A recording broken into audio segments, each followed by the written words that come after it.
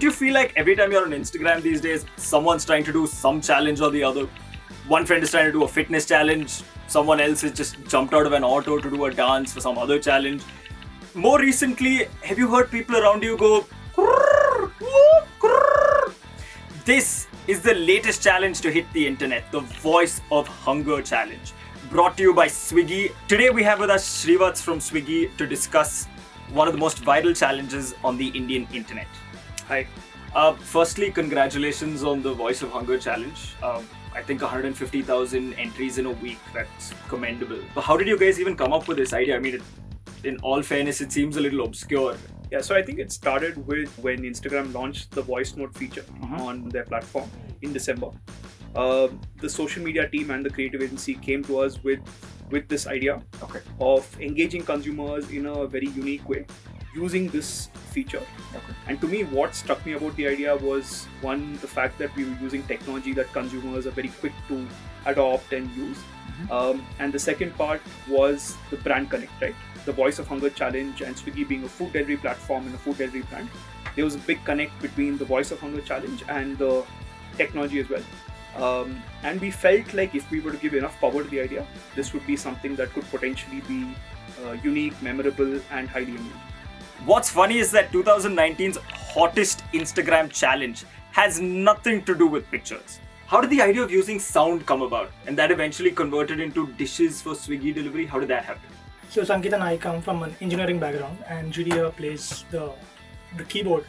So we're pretty well versed with the concept of audio waveforms, and when Instagram released this new feature of voice note, we were fascinated by it, and we just played around with different noises and we created different food shapes. Actually, one of the first things that I did when Ben told me about this was I went into my studio and kind of quickly tried to see if I can actually recreate the shape of any food, and it was impossible. That's when I realized that Instagram's waveform itself is in some ways a simplified format of what a regular waveform is that you see in your professional sound recording equipment and things like that.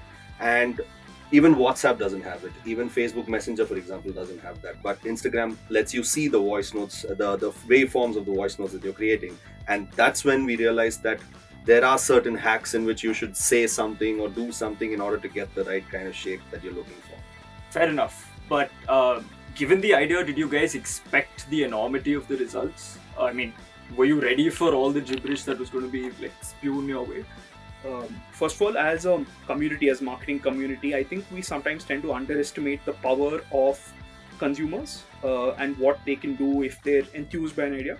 And I think we also sometimes underestimate the power of an idea. Right. This was a really creative idea. It was a cool idea. It was something that was clutter breaking. And that, along with consumer engagement, is a potent combination.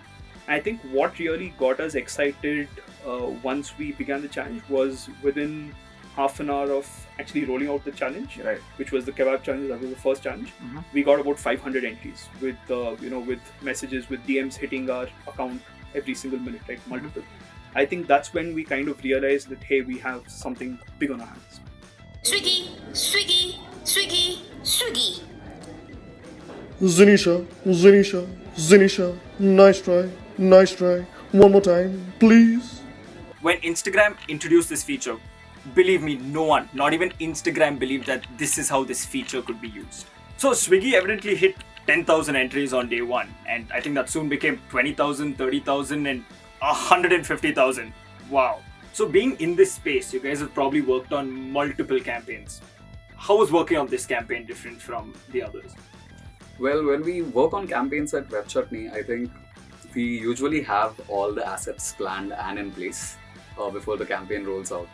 But with the kind of numbers and milestones that we were hitting, right? I mean, the campaign had a mind of its own. After a point, I think it was the campaign that was driving us than us driving the campaign. How big a part did influencers play as part of the entire campaign? I'd say, I think at the end of the first day, we had Rohan Joshi put out his post, and that gave us a bit of a blip in the results itself, and we were quite happy with that.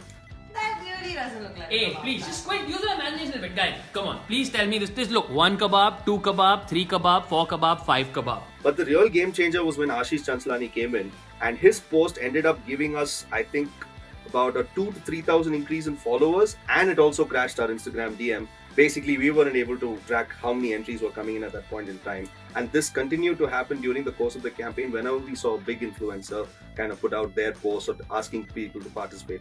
A challenge can either be a hit or a miss. I mean, I'm pretty sure we've all seen challenges that people have tried to initiate but that have fallen flat on their faces. How do you pick the right time? There's no real right time. You have to use judgment. Right. We kind of looked at, there was obviously some events that happened at that time from a political nature and other things. So once we felt that the landscape was fairly calm and that consumers were ready for a humorous activity like this, that's when we decided to go with it. How did you guys figure out which was your favorite? Bunch of entries that came away that we really laughed out loud, literally.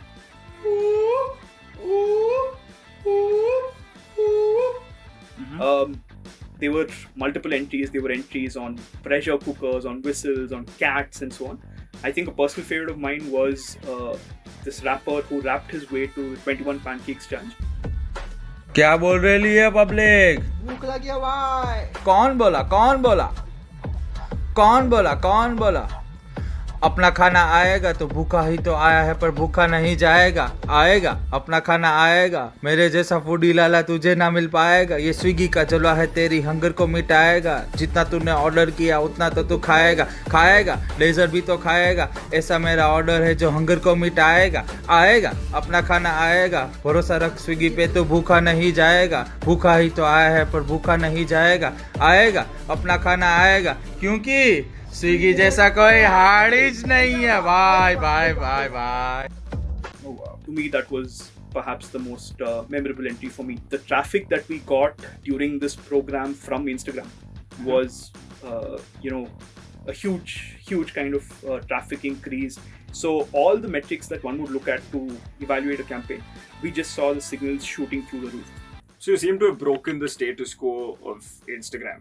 How would you rate the success of this entire campaign? I think Instagram till now has been a very visual medium, heavy on images and that kind of usage of the platform. And I think this is the first time voice has been used in Instagram in this fashion, right? So it's a first of its kind from that perspective.